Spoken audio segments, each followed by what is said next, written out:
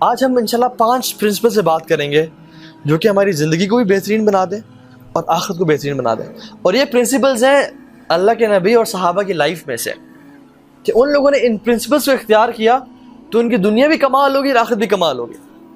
اور یہی وجہ کہ آج ہم یہاں بیٹھ کے ان کا ذکر کر رہے ہیں.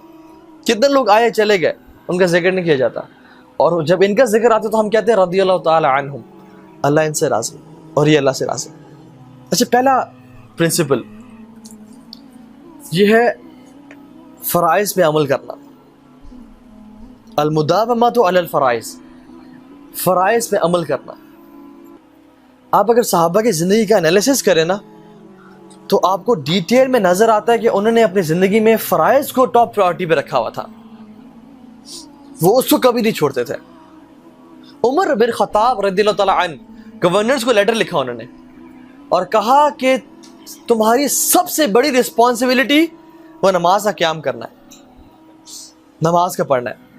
جس نے نماز کی حفاظت کی, من حافظها وحافظ علیہا, جس نے نماز کی حفاظت کی اس نے پورے دین کی حفاظت کی, اور جس نے نماز کو ضائع کر دیا اس نے اپنے دین کو ضائع کر دیا. as if نماز is their دین.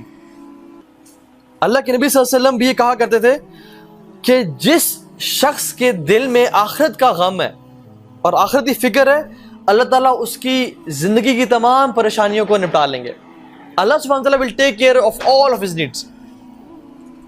لیکن جس شخص کے دل میں اس دنیا کا غم ہے, صرف اس دنیا کا, آخرت کا غم ہی کوئی نہیں ہے, all what he worries is the life of this world, تو اللہ سبحانہ وتعالیٰ کو اس بندے کی کوئی پرواہ نہیں کہ وہ جہاں چاہے جا کے مر جائے. یہ اللہ کے نبی کا وعدہ ہے. اگر ہماری جو وریز ہیں, انزائٹیز ہیں, وہ آخرت کے بارے میں ہے, اس کا مطلب ہرگز یہ نہیں ہے کہ لیو دس دنیا اینڈ گو ٹو جنگلز. نہیں, اس کا مطلب ہے کہ آپ کی پرائورٹی لسٹ سیٹ ہو. بس بزنس میں آپ لگے ہوئے ہیں, پروجیکٹ پہ کام کریں, اذان ہوئی تو پرائورٹی کیا ہے, اذان, and then come back to work. Simple as that. آپ دوست سے بات کر رہے ہیں, ماں جی نے بلایا تو کون پرائورٹی ہے, ماں جی.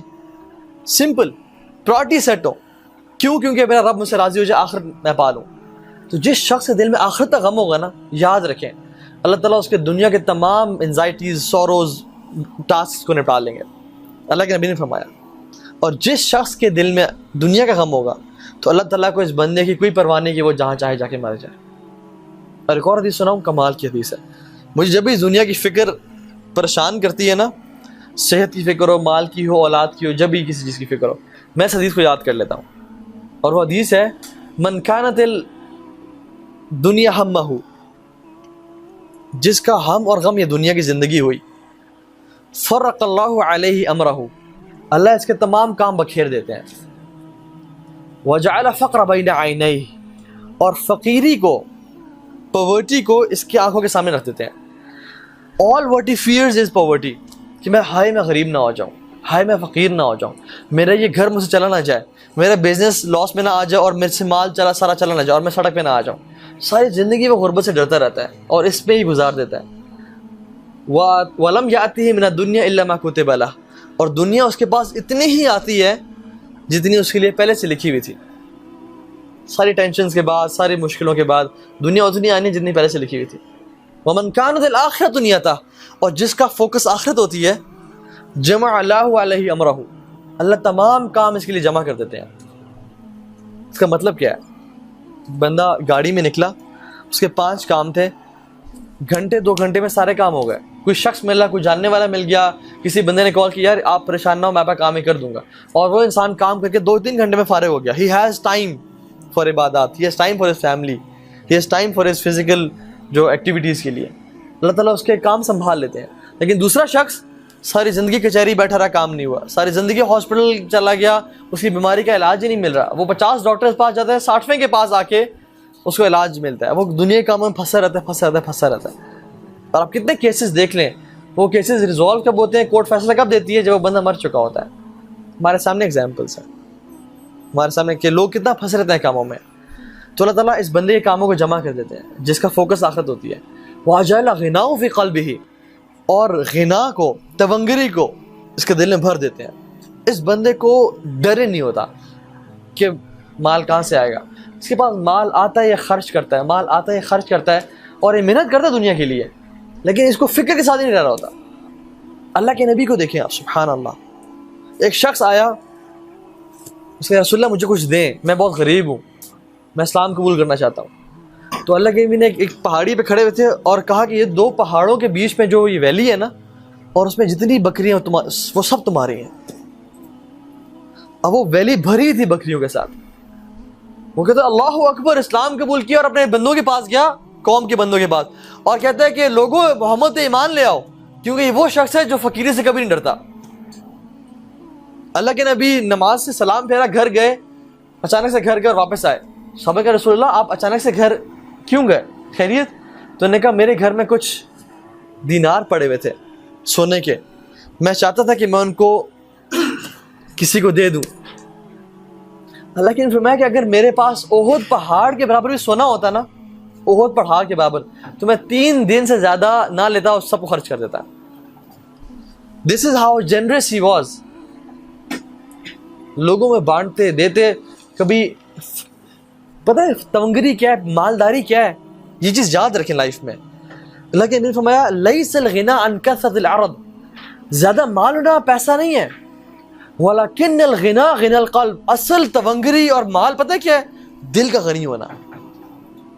میں نے اپنے سامنے بلینئرز کو روتے دیکھا ہے بچوں کی طرح، جب ہم کاؤنسلنگ کرتے تھے چھوٹی سی بات پہ، اور ان کی لائف اتنی ٹائٹ دیکھی ہے میں نے کہ میں حیران ہو گیا کہ اتنا مال ہے یار تمہارے پاس، تم چاہو تو فیکٹریز خرید لو، لیکن زندگی بہت ٹائٹ اور پریشانی میں زندگی گزار رہے ہیں۔ اور میں نے سیکیورٹی گارڈز کو دیکھا ہے اور غریب لوگوں کو دیکھا ہے، وہ زندگی ایسی گزار رہے ہیں کہ جیسے بادشاہ ہیں۔ یہ کیا چیز ہے؟ یہ اللہ کی طرف سے ہے۔ مالداری مال میں نہیں ہے، وہ چیز کس چیز میں ہے؟ وہ دل کے غنی ہونے میں ہے۔ تو اللہ تعالیٰ اس بندے کے نا جس کا فوکس آخرت ہوتا ہے اس کو غنی کر دیتا ہے، لیکن جس کا جو دنیا کے مسائل میں پڑا رہتا ہے صرف، اچھا اس کا مطلب بالکل نہیں ہے، جان لیں میں بار کہہ رہا ہوں کہ دنیا کے معاملات تو چھوڑ دیں، بھرپور محنت کریں، ورک ریئلی ہارڈ، اور اپنے لیے اچھا کمانے کو، لیکن do not compromise on the hereafter. میں اتنا کہہ رہا ہوں، اچھی ڈگری لیں، اچھا بزنس کریں، ریسرچ پراپر کریں، یہ نہیں اپنے گھر کو مینٹین رکھیں، یہ نہیں کہ سب فانی ہے چلا جائے گا، نہیں، اچھی زندگی گزاریں۔ یہ تو ہے ربنا آتنا فی الدنیا حسنہ وفی الآخرۃ حسنہ، لیکن فوکس اپنا رکھیں آخرت کی زندگی کو، تو اللہ تعالیٰ آپ کی ذمہ داریوں، اپنی نا پریشانیوں کو سنبھال لیتے ہیں۔ اسی طرح سے سفیان بن عیینہ، یہ سلف میں سے ہیں، بڑے فیمس سلف میں سے ہیں، یہ کہتے ہیں کہ لوگوں عبادت کی دو طرح کی قسمیں ہیں۔ ایک عبادت وہ ہے جو انسان عبادت سمجھ کے کرتا ہے، اور ایک عبادت وہ ہے جو انسان عادت سمجھ کے کرتا ہے۔ جو عبادت انسان عبادت سمجھ کے کرتا ہے نا، اس کی عبادت کا زندگی میں رنگ بھی نظر آتا ہے، اور اس کی زندگی میں اس کی وجہ سے سکون بھی نظر آتا ہے۔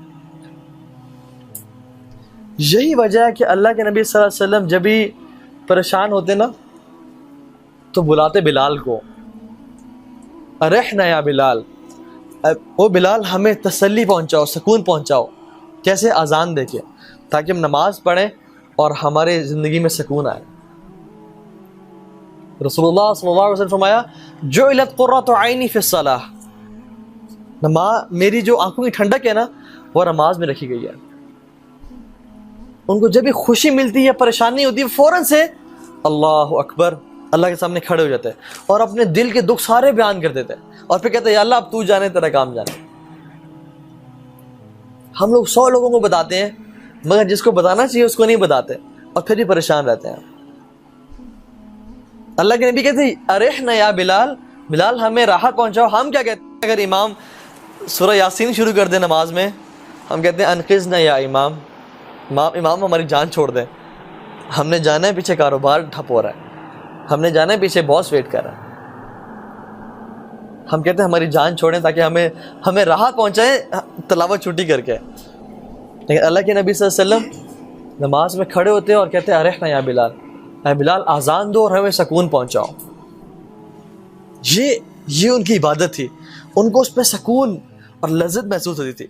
اسی طرح